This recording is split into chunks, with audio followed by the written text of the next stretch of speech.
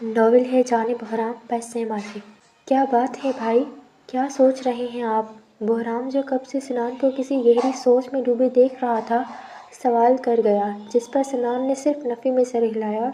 तो मरवा दाइमा के पास से उठकर बहराम के पास आई। मैं चलती हूँ अब। कहाँ? मरवा की बात सुनते बहराम फ़ौरन बोला तो मरवा हैरान हुई। घर जाना है मुझे, मेरी कुछ तबीयत ठीक नहीं लग रही। अस्सलामुअलैकुम। मरवा की बात सुनकर बहराम ने हाँ में सर हिलाया। इससे पहले कि बहराम कुछ बोलता, आदिल कमरे में आता बोला तो सबने दरवाजे की तरफ देखा, जहाँ तबस्सुम, रानिया, आदिल और अनाया खड़े थे।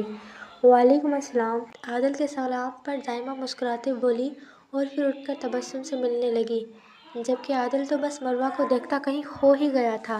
प्यारी है ना भाई? आदिल मरवा को देखते बहराम के बेड के पास आया। वो मरवा से नज़रें नहीं हटा पा रहा था। आदिल को खुद की तरफ देखते मरवा खामोशी से खड़ी रही, जबकि अदा आदिल के पास आती बोली तो बहराम और मरजान ने अपनी हंसी दबाई। जबकि आदिल फ़ौरन गड़बड़ाता बहराम से मिलने लगा तो मरवा खुदा हाफिज़ बोलती कमरे से चली गई। भाई फ़ायदा नहीं, शी इज़ ऑलरेडी बुक्ड। कौन? वही जिसे तुम घूर रहे हो। बहराम के हंसी दबाकर बोलने पर आदिल ने ऐसे जाहिर किया जिसे उसे समझ ही ना आया हो। फिर आदिल के सवाल पर बहराम फ़ौरन बोला तो आदिल मुंह नफ़ी में सर हिलाता मुड़ा और सिनान से मिलने लगा। जबकि आदिल को ऐसे देखकर अदा ने कहा लगाया। तभी डॉक्टर अंदर आई। आप सब बाहर वेट करें, मुझे पेशेंट का चेकअप करना है। डॉक्टर की बात सुनते सब लोग बाहर निकल गए, जबकि अदा अपनी जगह से एक इंच ना हिली। तो डॉक्टर ने अदा को परेशानी से देखते बहराम को देखा। वो क्या है ना, मेरी बीवी बहरी है, इसे मेरी आवाज़ के सिवा किसी की आवाज़ नहीं आती। जाने बहराम, बाहर जाएं, डॉक्टर को चेकअप करना है। मैं बहरी नहीं हूँ, मुझे सुनाई देता है, मगर मैं बाहर नहीं जाऊँगी, यही खड़ी रहूँगी। बहराम की बात सुनते अदा तकरीबन चिल्लाते बोली तो बहराम ने अपने कान पर हाथ रखा। पता है मुझे तुम बहरी नहीं हो, मगर मुझे बहरा कर देना, अभी बाहर जाओ। नहीं, मैं नहीं जाऊँगी। बहराम की ऊंची आवाज़ में बोलने पर अदा एक बार फिर चिल्लाई तो बहराम ने उसे घूरा। जानम, अगर तुम बाहर नहीं गई तो मुझे मजबूरी में गार्ड्स को बुलाना पड़ेगा। अगर आपने ऐसा किया तो देखना फिर मैं बहराम खानज़ादा के नाम का कैसे कचरा करती हूँ। गार्ड्स? गार्ड्स? बहराम की बात सुनते अदा ने धमकी दी तो बहराम अदा की धमकी को किसी भी खातिर में ना लाते गार्ड्स को आवाज़ देने लगा, जिस पर 2 गार्ड्स फ़ौरन से अंदर आए। कोई बात नहीं मिस्टर खानज़ादा, मैं चेकअप कर लेती हूँ। नहीं, ऐसे कैसे ये बाहर जाएगी, फिर आप चेक करना। डॉक्टर की बात सुनते अदा ने हाँ में सर हिलाया तो बहराम फ़ौरन बोला, जबकि बहराम की बात सुनते डॉक्टर खामोश हुई। बहराम ने गार्ड्स को देखा। कामरान, अपनी मेम को बाहर ले जाओ। आइए मैम। बहराम की बात सुनते कामरान हाथ से इशारा करता बोला तो अदा ज़ोर ज़ोर से नफ़ी में सर हिलाते कामरान को मुंह चढ़ा गई, जिस पर बहराम और कामरान दोनों ने हंसी दबाई। कामरान, अपनी मेम का बाजू पकड़ो और उसे खींच कर बाहर ले जाओ। बहराम की बात सुनते कामरान ने हाँ में सर हिलाते अदा का बाजू पकड़कर खींचा तो अदा फ़ौरन से बहराम के पेट को दोनों हाथों से थाम गई। नहीं, मैं नहीं जाऊंगी। मुझे पता है ये गंदी डॉक्टर आपकी शर्ट उतारती है और आपको टच करती है। आज मैं यहाँ रहूँगी ताकि ये ऐसा कुछ ना कर सके। मैंने यहीं रहना है। ये डॉक्टर आपको चेक करने के बहाने टच करती है, गंदी डॉक्टर। अदा के चिल्लाने और बेड ना छोड़ने पर कामरान और बहराम को हंसी आई, जिसे उन दोनों ने बमुश्किल जब्त किया, जबकि खुद पर लगे इल्ज़ाम सुनकर डॉक्टर किसी सदमे में चली गई। कामरान, अभी लेकर जाओ बाहर, और जब तक बाकी सब अंदर ना आ जाए मैम को भी अंदर नहीं आने देना। ले जाओ। बहराम की बात सुनते कामरान ने अदा को ज़ोर से बाजू से खींचा तो अदा के दोनों हाथ पेट से छूट गए। अब नन्ही सी अदा इतने बड़े बॉडी बिल्डर के सामने कहाँ टिक सकती थी। अदा के हाथ जैसे ही छूटे तो कामरान उसे बाजू से खींचता ज़बरदस्ती कमरे से बाहर ले आया और चिल्लाती हुई अदा को बाहर खड़ा करते खुद कमरे के दरवाजे के आगे खड़ा हो गया, जबकि चिल्लाती हुई अदा अपना हाथ छूटते देखकर फ़ौरन अंदर की तरफ बढ़ी, मगर कामरान के भारी वजूद के आगे कुछ न कर सकी। तो उसने ज़ोर ज़ोर से कामरान के सीने पर अपने नाजुक हाथ के मुक्के बरसाते उसे कमरे के दरवाजे से दूर करना चाहा, जबकि अदा को ये सब करता देखकर बाहर खड़े सभी लोग परेशान हुए। रियली सॉरी डॉक्टर, मेरी वाइफ को पसंद नहीं मुझे कोई और टच करे। इट्स ओके मिस्टर खानज़ादा, आप लेट जाएं, पट्टी चेंज करनी है। बहराम की बात सुनते डॉक्टर परेशानी से बोली तो बहराम अपनी शर्ट उतारकर बेड पर लेट गया। फिर डॉक्टर ने बहराम की पट्टी उतारते उसके ज़ख्म का जायज़ा लेना शुरू किया, जबकि बाहर अदा अपनी हर कोशिश करके कामरान को हटाने में नाकाम हो गई। सिनान भाई, इस गोरिल्ला को हटाएं रास्ते से, मुझे अंदर जाना है। वो डॉक्टर मेरे बहराम के साथ पता नहीं क्या कर रही होगी। अदा को मुंह बनाते कामरान को गोरिल्ला बोलने पर कामरान को भी हंसी आई, जबकि बाकी सब ने कहा लगाया, अदा बस कर दो, बच्ची नहीं हो तुम। अम्मी, आपको नहीं पता ना, वो डॉक्टर अंदर मेरे शौहर के कपड़े उतार कर उसे टच कर रही है। और खामोश हो जाओ अदा, वो बस चेक कर रही है। तबस्सुम की परेशानी से बोलने पर अदा नॉन स्टॉप रेडियो की तरह ऊंची आवाज़ में स्टार्ट हुई, तो तबस्सुम उसकी बात बीच में काटती हुई बोली, जिस पर अदा मुंह बनाती गुस्से से जाकर कॉरिडोर के बिल्कुल बीच में ज़मीन पर बैठ गई। अदा को इसे बैठता देखकर सब परेशान हुए, मगर फिर अदा की हरकत ने सबको हैरान किया। अल्लाह के वास्ते मुझे कुछ खाने को दे दें, बहुत भूख लगी है। मेरा शौहर बहराम खानज़ादा बहुत सख्त इंसान है, मुझे मारता पीटता है और खाने को भी नहीं देता। कॉरिडोर से जो भी गुजरता अदा हाथ उठाते उसे देखते बोलती तो सब लोग परेशान होते मुस्कुराते गुजर जाते, जबकि अदा अपनी बात नॉन स्टॉप मुसलसल बोले जा रही थी। फिर एक 6-7 साल की बच्ची जो अदा से कुछ दूर पड़े बेंच पर अपनी माँ के साथ बैठी थी उठकर आई और उसने हाथ में पकड़ा अपना पेन अदा को दिया, तो अदा ने ऐसे उस बच्ची और उसकी माँ का ऐसे शुक्रिया अदा किया जैसे अदा वाकई में ही भूखी हो और मांग कर गुजारा करती हो। अदा की इस हरकत पर तबस्सुम को गुस्सा आया। वो जैसे ही आगे बढ़ने लगी तो मरजान ने उसे रोक दिया। आंटी, आपको नहीं लगता इन पागल मियाँ बीवी के बीच हमें नहीं आना चाहिए? मरजान की बात सुनते तबस्सुम ने परेशानी से आदिल और दाइमा को देखा। फिर सिनान, सुहेल और आयान को सभी खड़े अदा को देखते मुस्कुरा रहे थे, तो तबस्सुम भी हाँ में सर हिलाती वापसी जाकर आदिल के साथ खड़ी होती अदा को देखने लगी। डॉक्टर बहराम की पट्टी करते बाहर निकली तो सिनान, सुहेल और आयान उसकी तरफ मतवज्जा हुए। मिस्टर सिनान, आपका भाई अब बिल्कुल ठीक है। हाँ, ज़ख्म है अभी, अगर उसे प्रॉपर ट्रीटमेंट दिया जाए तो वो बिल्कुल ठीक हो जाएगा। मैं आज का दिन उन्हें यहीं रख रही हूँ, मगर कल सुबह आप इन्हें डिस्चार्ज करवा लेना। अभी भी करवा सकते थे, मगर अब टाइम निकल गया है। डॉक्टर की बात सुनते सिनान ने हाँ में सर हिलाया तो डॉक्टर मुस्कुराते वहाँ से चली गई। अदा बाजी, डॉक्टर चला गया है तो मैं क्या करूँ? अपने शौहर को देखना नहीं? तालिया की बात सुनते अदा गुस्से से बोली तो तालिया ने जवाब दिया, जिसे अदा सिरे से इग्नोर कर गई और एक बार फिर से भीख मांगने लगी, जिस पर तालिया कंधे उचकाती सबके साथ अंदर चली गई और बहराम का हाल चाल पूछने लगी। अदा कहाँ है? बाहर तुम्हारी इज्जत का कचरा कर रही है। मतलब? बहराम के सवाल पर आयान हंसते बोला, तो बहराम ने परेशानी से सवाल किया। तभी सुहेल हंसता हुआ अंदर आया। भाई ये देखो, तुम्हारी इज्जत का जनाजा निकल रहा है।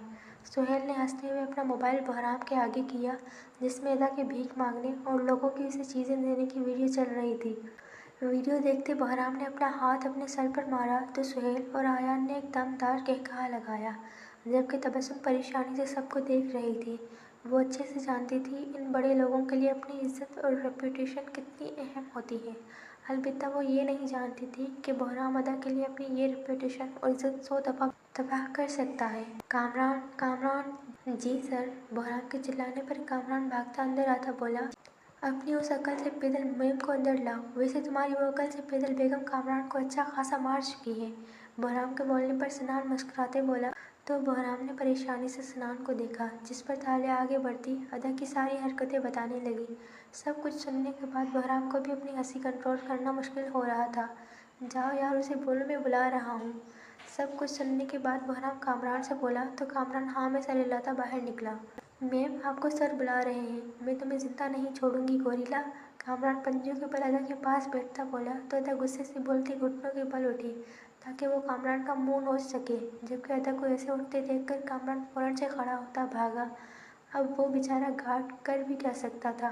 ना तो वो अदा से अपना मुंह खराब करवा सकता था और ना ही अदा को कुछ कहते बहराम से जलील होना चाहता था, इसलिए उसने भागना ही बेहतर समझा।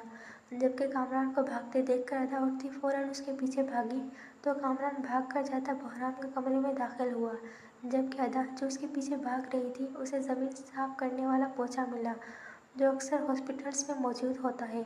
तो अदा वही पोछा डंडे से उठाती कामरान के पीछे अंदर भागी। अपने गार्ड को ऐसे बच्चों की तरह भागते अंदर आता देखकर बहराम के साथ साथ सब हैरान हुए, जबकि अदा को पीछे पोछा पकड़े अंदर आता देखकर तालिया, मरजान, सुहेल, रानिया, आदिल, सिनान और आयान का एक साथ कहकहा गूंजा और इन सब ने कहकहा लगाते एक दूसरे को ताली मारी, जबकि दाइमा का भी हंस हंस कर बुरा हाल हो गया था और तबस्सुम तो अपनी झल्ली को बस परेशानी से देखती रह गई। गोरिल्ला तुम इधर आओ, आज मैं तुम्हें साफ कर दूंगी। अदा जाओ, रुको, आपको तो मैं बाद में साफ करूंगी, पहले इस गोरिल्ला की सफाई कर लो। अदा के चिल्लाने पर बहराम फौरन बोला तो अदा एक बार फिर चिल्लाती उसे खामोश करवा गई। भाभी अच्छे से साफ करना, बहुत गंदा हो गया है। सुहेल आयान को ताली मारता बोला तो बहराम ने उसे खा जाने वाली नजरों से घूरा। अबे वो मनहूस पकड़ उसे, इससे पहले वो वाकई कमरान की सफाई कर दे। बहराम गुस्से से सुहेल को बोला तो सुहेल ने हंसते हुए हाँ में सर हिलाया। फिर जैसे ही अदा पोछा पकड़े सुहेल के पास से गुजरी तो सुहेल ने फौरन से अदा को पकड़ते काबू किया। जबकि आयान फौरन से आगे बढ़ता अदा के हाथ से पोछा पकड़ता कामरान को पकड़ा गया तो कामरान पोछा लेते शुक्र का कलमा पढ़ते कमरे से बाहर निकला।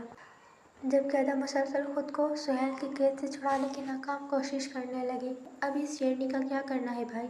सुहेल ने बहराम को देखते सवाल किया। इससे पहले कि बहराम कोई जवाब देता अदा ने सुहेल के हाथ पर बाइट करते खुद को उससे छुड़ा लिया। जबकि सुहेल अपना हाथ पकड़ता चिल्लाने लगा तो आयान ने यह कहा लगाया, जिस पर अदा ने गुस्से से आगे बढ़ उसके पाँव पर अपना पाँव मारा तो आयान भी चीखने लगा। आयान ने भी तो उससे पोछा लिया था। अदा ने बदला तो लेना था। फिर अदा उन दोनों को छोड़ती गुस्से से बाहर निकली और चंद सेकंड बाद अपने खाने पीने का सामान लाती जो उसने लोगों से मांग कर इकट्ठा किया था, और अंदर आते वो अपने दूसरे गार्ड को पकड़ा कर आई थी।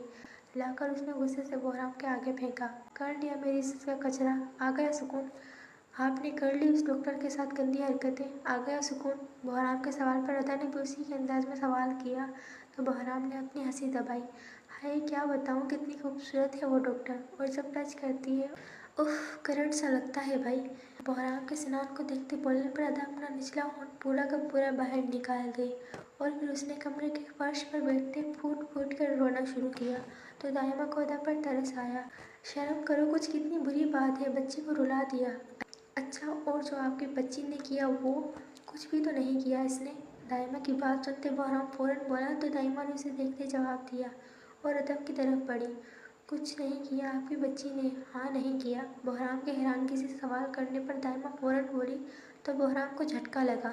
आपकी बच्ची ने सिर्फ 10 मिनट में मेरी डॉक्टर पर झूठा इल्ज़ाम लगाया, मेरे गार्ड को मारा पीटा, उसे लकबात से नवाजा, ऑलमोस्ट मेरी इज्जत का कचरा किया, मेरे गार्ड को पूरे हॉस्पिटल में भगाया, अपनी वकीली की मेरे गार्ड से रखवाली करवाई, मेरे एक दोस्त को बाइट की और दूसरे को मारा, और अभी आप कह रही हैं आपकी बच्ची ने कुछ नहीं किया।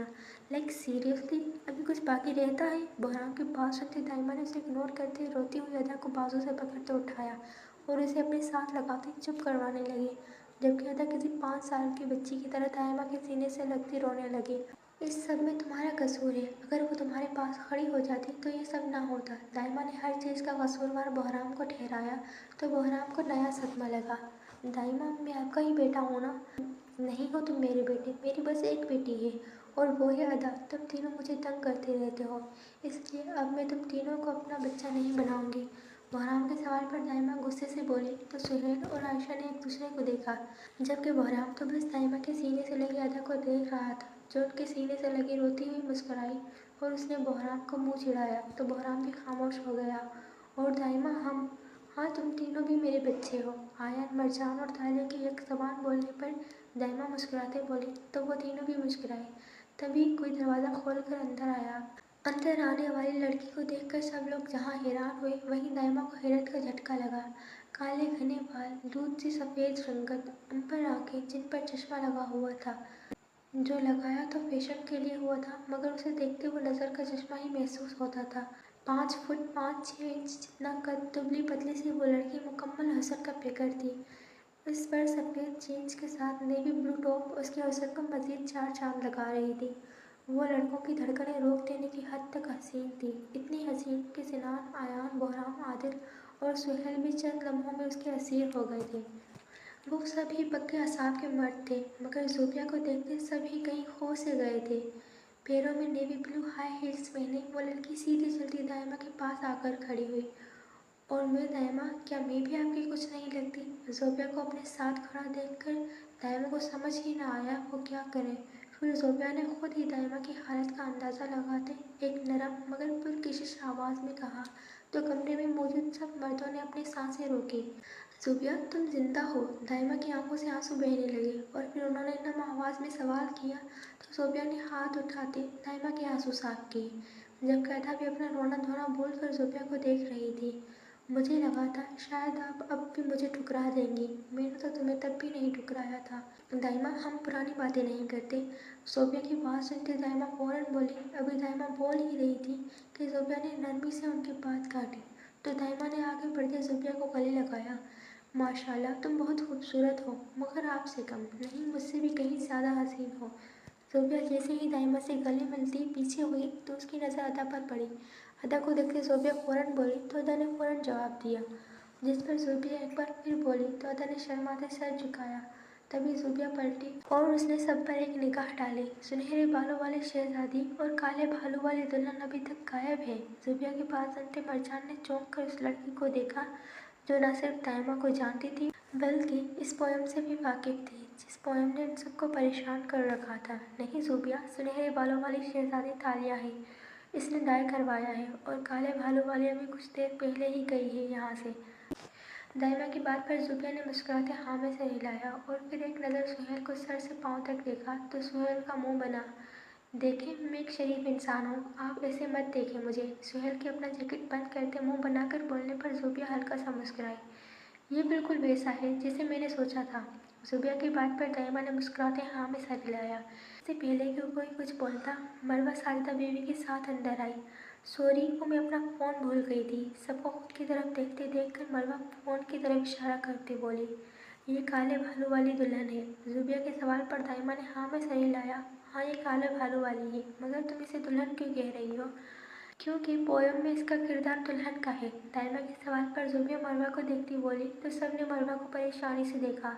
ओह, तो तुम बदबख्ती से वक्त की तरफ लौटी हुई शहजादी हो। अदा की हेजल ग्रीन आंखों को देखते ज़ुबिया फौरन बोली तो अदा ने परेशानी से बहराम को देखा। और तुम गुलाबी बालों वाली, सबको टुकड़े देने वाली हो। तुम आखिर हो कौन? इस सब के बारे में कैसे जानती हो? ज़ुबिया मरजान को देखते बोली तो मरजान ने फौरन सवाल किया जिस पर ज़ुबिया हल्का सा मुस्कुराई। तुम लोगों की पोयम कहाँ तक पहुँची है? ज़ुबिया 8 हिस्से जुड़े हैं बेटा। अदा, बहराम, सिनान, तालिया, मरजान, सुहेल, मरवा और आयशा। मगर यहाँ तो 9 हिस्से हैं।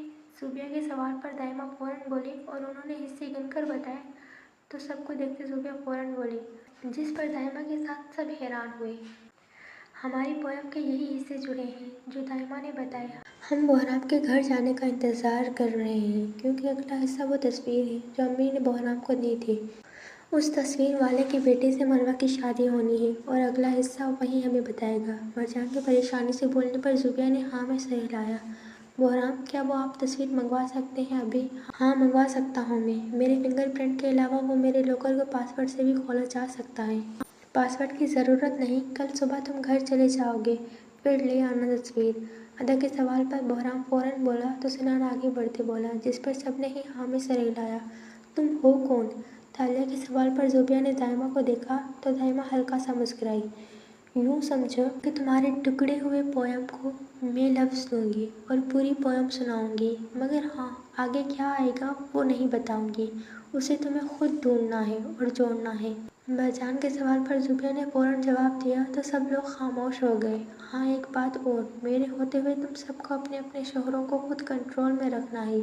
अगर इन फ्यूचर कुछ हो गया तो मेरी गलती नहीं, मैं एडवांस में बता रही हूँ। ज़ुबिया की बात सुनते सब लेडीज़ ने अपने अपने शोहरों और होने वाले शोहरों को देखा जबकि तबस्सुम ने भी अपने बेटे को देखा। सब ही मर्द नॉन स्टॉप बिना पलक झपकाए ज़ुबिया को देख कम घूर ज़्यादा रहे थे जबकि ज़ुबिया उन सब की नज़रें खुद पर महसूस करते हुए भी नॉर्मल खड़ी थी जैसे ये उसके लिए आम बात हो। बहराम, अदा ने बहराम को आवाज़ दी तो बहराम ने फौरन अदा को देखा जो निचला होंठ निकाले उसे देख रही थी। सिनान, तालिया ने भी सिनान को आवाज़ दी तो सिनान ने परेशानी से तालिया को देखा जो सिनान को गुस्से से देख रही थी। आदिल, तबस्सुम ने आदिल को आवाज़ दी तो आदिल भी घर ऊपर आया। आयान, राना के आयान को आवाज़ देने पर आयान ने इसे जाहिर किया जैसे उसने कुछ किया ही ना हो। जबकि सुहेल खुद पर मरजान की नज़रें महसूस करते हुए उसकी तरफ मुड़ा तो मरजान सुहेल को जबड़ा भेजे घूर रही थी जिस पर सुहेल ने मुस्कुराते अपने बालों में हाथ फेरा। सब मर्दों को लिमिट में आता देखकर ज़ुबिया ने कहीं कहा लगाया तो सबने एक बार फिर ज़ुबिया को देखा मगर फिर अपनी बेगमात से डरते मुंह भी फौरन मोड़ गए। हमें नहीं खेलनी ये पोएम वाली गेम, आप जाएं अपनी पोएम लेकर। अदा मुंह बनाते बोली। तो जुबिया ने आगे बढ़ते अदा के गाल को प्यार से छुआ तो अदा शर्माते हुए एक बार फिर सर झुका गई। अगर तुम हमारी पोएम को लफ्ज़ देने आई हो और पूरी पोएम जानती भी हो तो यकीनन तुम्हारा हमसे कोई गहरा रिश्ता है। मगर क्या? मरजान के सवाल पर जुबिया ने हाथ उठाते दाद देने के अंदाज में ताली बजाई। हाँ, क्योंकि हम सब ही किसी न किसी रिश्ते के तहत जुड़े हैं, वो भी अम्मी से। तुम्हारा अम्मी से क्या रिश्ता है? मैं तुम्हारी अम्मी की लीगल एडवाइज़र हूँ। तालिया के सवाल पर जुबिया फौरन बोली तो सबने हैरानगी से उसे देखा। मेरा तुम सबसे क्या रिश्ता है? जल्द पता चल जाएगा। मैं अभी इधर ही हूँ, जब तक पोएम पूरी ना हो जाए। एट लीस्ट तब तक हूँ। जुबिया की बात सुनते सब लोग खामोश हुए। क्या मोम जिंदा है? बुहराम के सवाल पर जुबिया ने हाँ में सिर हिलाया। तभी अयाज खानज़ादा कमरे में अपने बेटे को देखने दाखिल हुआ। कमरे में मरजान और तालिया के साथ साथ मुर्वा को भी देखते अयाज हैरान हुआ। तभी उसकी नज़र सिरापाए हुसन जुबिया पर पड़ी तो अयाज एक तीखी मुस्कुराहट जुबिया को देखने लगा, मगर फिर सबको इग्नोर करता बेड के पास आया। कैसा है मेरा बेटा? क्या मेरी मोम जिंदा है? नहीं, वो मर चुकी है और उसे जीने का भी कोई हक नहीं है। वो हमें रात के अंधेरे में छोड़कर चले गई थी। अयाज के सवाल पर बहराम ने भी सवाल किया तो अयाज ने अपना सालों पुराना जुमला दोहराया, जिस पर मरजान और तालिया ने अपनी मुट्ठियां भींची, जबकि बहराम और सिनान ने कोई रद्दमल जाहिर नहीं किया। फिर अयाज कुछ पल अपने बेटे के पास बैठकर उससे ऐसे बातें करता रहा जैसे सब ठीक है, मगर वो इस बात से अनजान था कि सिनान बहराम को उसकी अदा के साथ की गई हर हरकत बता चुका है। जबकि अयाज को देखते अदा डरते दाइमा के पीछे छुप चुकी थी। काफ़ी देर बाद अयाज मुस्कुराते उठा और फिर उसने एक नज़र जुबिया पर डालते कमीनी हंसी हंसा तो जुबिया ने मुस्कुराते उसे देखा और हाथ से कॉल का इशारा किया तो अयाज फौरन से बाहर चला गया। तभी अयाज का एक गार्ड अंदर आया और उसने जुबिया को एक चिट पकड़ाई, जिसे जुबिया ने फौरन थामा तो वो गार्ड वहाँ से चला गया। जबकि उस गार्ड के जाते ही जुबिया के तासुरात एकदम सख्त पड़े और फिर उसने जेब से लाइटर निकालते उस चिट को आग लगा दी। जुबिया की ये सारी हरकतें सबने खामोशी से देखी। तुमने उसे इशारा किया और उसने तुम्हें नंबर दिया तो तुमने जला क्यों दिया? इशारा किया था तो बात भी कर लेती, जलाया क्यों? क्योंकि मेरे पास उसका नंबर सेव है। तो उस चिट का भी क्या करती? फरजान की एक तीखी मुस्कुराहट के साथ बोलने पर जुबिया ने फौरन जवाब दिया तो मरजान हैरान हुई। अगर तुम मम्मी को जानती हो तो तुम ये भी जानती होगी कि अयाज ने उनके साथ क्या किया। मरजान के गुस्से से बोलने पर जुबिया ने हाँ में सर हिलाया। तभी तालिया आगे बढ़ी। तुम फिर भी उस शख्स से राब्ता रखना चाहती हो? तुम नहीं जानती मैं कौन हूँ? तालिया के सवाल पर जुबिया ने उल्टा सवाल किया तो सबने उसे परेशानी से देखा। मैं जुबिया अफंदी हूँ। मैं अपने हुस्न से मर्दों को मार डालने की ताकत रखती हूँ। मतलब? सबकी परेशानी देखते जुबिया फौरन बोली तो मरवा ने आगे बढ़ते सवाल किया। ओह वाह, आपके पास भी जबान है। जुबिया की बात सुनते मरवा एक बार फिर खामोश हो गई। मैं एक प्ले गर्ल हूँ। मर्द को अपने हुस्न में इतना गुम कर देती हूँ कि उसके पास खुदकशी करने के सिवा कोई रास्ता नहीं रहता। तो क्या आप एक स्कर्ट हैं? जुबिया की बात सुनते वहाँ खड़ी सब मर्दों ने उसे अजीब नजरों से देखा। तभी अदा आगे बढ़ती बोली तो जुबिया ने नफी में सर हिलाया। स्कर्ट पैसे लेकर अपनी इज्जत देती है, जबकि मैं कभी किसी के करीब नहीं जाती। मेरी आवाज़ और हुस्न ही मर्द को पागल कर देने के लिए काफ़ी है, और जब वो पागल होता है तो मैं उसे छोड़ देती हूँ और वो खुद को ख़त्म कर लेता है। तभी तो मैंने बोला अपने शोहरों को खुद कंट्रोल करना। इन फ्यूचर अगर कुछ हुआ तो मेरा कोई कसूर नहीं। जुबिया की बात सुनते अदा ने हाँ में सर हिलाया तो जुबिया हल्का सा मुस्कुराई। अयाज खानज़ादा इतना बड़ा झूठा होगा मैंने कभी सोचा नहीं था। जुबिया की बात सुनते सबने उसकी तरफ देखा तो जुबिया ने अपनी जेब से सिगरेट निकालते सुलगाया। अयाज जानता है ज़रिया आंटी जिंदा है, मगर वो ये नहीं जानता कि वो कहाँ है।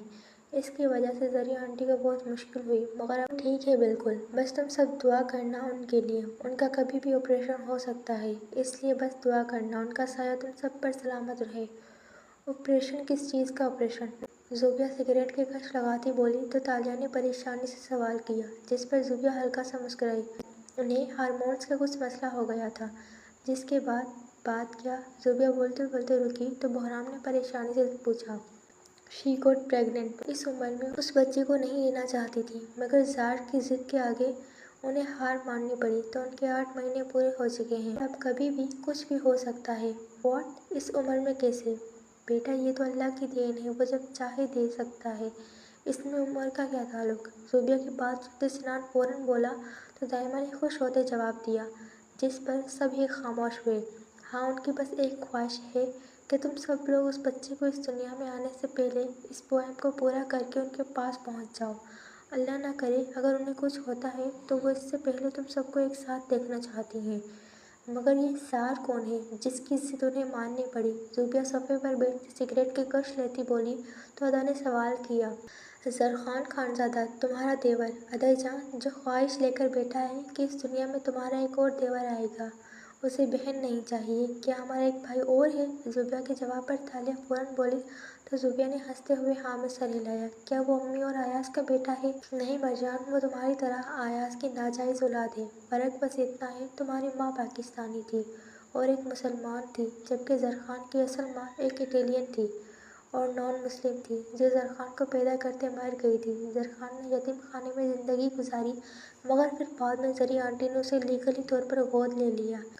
उसके बाद से ज़ार उन्हीं के साथ रहता है और यकीन मानो वो तुम सब में से सबसे ज़्यादा खूबसूरत पठान है। और तो और तुम सबसे ज़्यादा ज़रमीरा बेगम को चाहता है। वो उनकी बात कभी नहीं टालता, चाहे फिर कुछ हो जाए। मरजान किसी खदशे के तहत बोली तो ज़ुबिया ने तफसीली जवाब दिया, जिस पर सब ने एक दूसरे को देखा। क्या वो भी इस पोयम से जुड़ा है? हाँ जुड़ा है, और वक्त आने पर अपना किरदार निभाएगा और तुम में से एक शहजादी को अपने साथ ले जाएगा। मरवा के सवाल पर ज़ुबिया फ़ौरन बोली तो सबने परेशानी से एक दूसरे को देखा। फिक्र मत करो, हम उसे तुम में किसी को भी ले जाने नहीं देंगे। ऐसा सिर्फ तुम्हें लगता है। वो इस शहजादी को लाजमी लेकर जाएगा, क्योंकि उस शहजादी की डिमांड सरी आंटी उससे हर रोज़ करती हैं और वो वादा कर चुका है कि वो उस शहजादी को सरी आंटी तक पहुंचाएगा। तुम में से कोई भी उसका कुछ नहीं बिगाड़ सकता। वो जितना खूबसूरत है उतना ही वादे का पक्का और ढीठ है। और ये वादा तो उसने किया भी अपनी मम्मा से है, जिनके लिए वो जान भी दे सकता है और ले भी सकता है। सोहेल की बात सुनते ज़ुबिया फ़ौरन बोली तो सबका मुंह बना। जबकि अदा फ़ौरन भागती ज़ुबिया के सामने आई तो ज़ुबिया ने उसे हाथ से पास बैठने का इशारा किया। मुझे पठान बहुत पसंद है। क्या वह सच्ची में ज़िद्दी और ढीठ है? हाँ अदा जान, और तुम्हारा शौहर भी पठान है। अदा अपने दोनों हाथ थोड़ी के नीचे रखती बोली तो ज़ुबिया ने मुस्कुराते जवाब दिया, जिस पर अदा का मुंह बना। ये तो कहीं से भी पठान नहीं लगते। तो क्या लगते हैं? पागल सांड लगते हैं। अदा के मुंह बनाकर बोलने पर ज़ुबिया उसे देखती बोली तो अदा ने फ़ौरन सर हिलाते जवाब दिया, जिस पर बहराम ने अदा को एक घूरी से नवाजा। इसकी आइज़ भी गिरे हैं। बहराम की तरह नहीं, उसकी आंखें ओशन ब्लू हैं, बिल्कुल अपनी माँ की तरह। क्या वो भी बहराम की तरह का है? अदा के सवाल पर ज़ुबिया फ़ौरन बोली तो अदा ने एक और सवाल लगा। हाँ, उसका कद बहराम जितना होगा और बॉडी टाइप भी वैसी है, मगर वो बहुत स्टाइलिश है। उसके बाल गोल्डन हैं और वो एक स्टॉक मार्केटर है। हाय, कितना प्यारा लगता होगा ना वो। ज़ुबिया की बात सुनते अदा मुंह बनाते बोली तो ज़ुबिया हल्का सा मुस्कुराई। हाँ, बहुत प्यारा है वो। और उसे भी तुम्हें मिलने का बहुत शौक है, क्योंकि ज़री आंटी ने उसे तुम्हारे बारे में बहुत कुछ बता रखा है। सच्ची? ज़ुबिया की बात सुनते अदा एक्साइटेड सी बोली तो ज़ुबिया ने हाँ में सर हिलाया। काश मेरी उससे शादी होती। क्या कहा तुमने? मैंने कहा काश मेरा काम वाला होता। अदा के मुंह बनाकर बोलने पर बहराम फ़ौरन बोला तो अदा ने पलटी खाई, फिर मुड़ती बहराम को देखा, जो गुस्से से उसे घूर रहा था। फिर अदा उठकर बहराम के पास आई और उसके बेड पर बैठती बहराम के सीने पर सर रख गई। वो जैसा भी है, मगर आप जैसा नहीं है। आप बहुत अच्छे हैं और इस दुनिया में आपसे अच्छा कोई नहीं है, और मैं आपसे बहुत प्यार करती हूँ। जमा गुलिज़ा कुर्बान शोम पता। अदा बहराम की शर्ट के बटन से खेलती बोली तो बहराम मुस्कुराते अदा को सीने में भेजते बोला, जिस पर अदा ने मुंह बनाया। मतलब ये कि मैं कुर्बान हो जाऊं आप पर मेरी जान। अदा के मुंह बनाकर बोलने पर बहराम मुस्कुराता बोला तो अदा ने इंतहा की मासूम शक्ल बनाई। ये शोरमा कोरमा वाली कौन सी ज़बान है? पश्तो है जानब। अदा के सवाल पर सब लोग हंसने लगे तो बहराम ने फ़ौरन जवाब दिया, अच्छा मुझे भी बोलनी है शोरमा कोरमा, आप सिखाएं ना। अच्छा क्या बोलना है बताओ। अदा की बात सुनते बहराम फ़ौरन बोला तो अदा ने मुंह बनाया। पता नहीं, जब मैं सोच लूँगी तब आपको बताऊँगी। ओके ओके जानब। अदा की बात सुनते बहराम मुस्कुराते बोला तो अदा एक बार फिर बहराम के सीने पर सर रख गई। जबकि अदा की मासूम हरकतें देखते सब लोग हंसने लगे। आखिरकार अदा में सबकी जान बचती थी। वो थी ही ऐसी कि सबका दिल जीत लेती थी, ठीक वैसे ही जैसे उसने अपने पढ़ने वालों का दिल जीता था।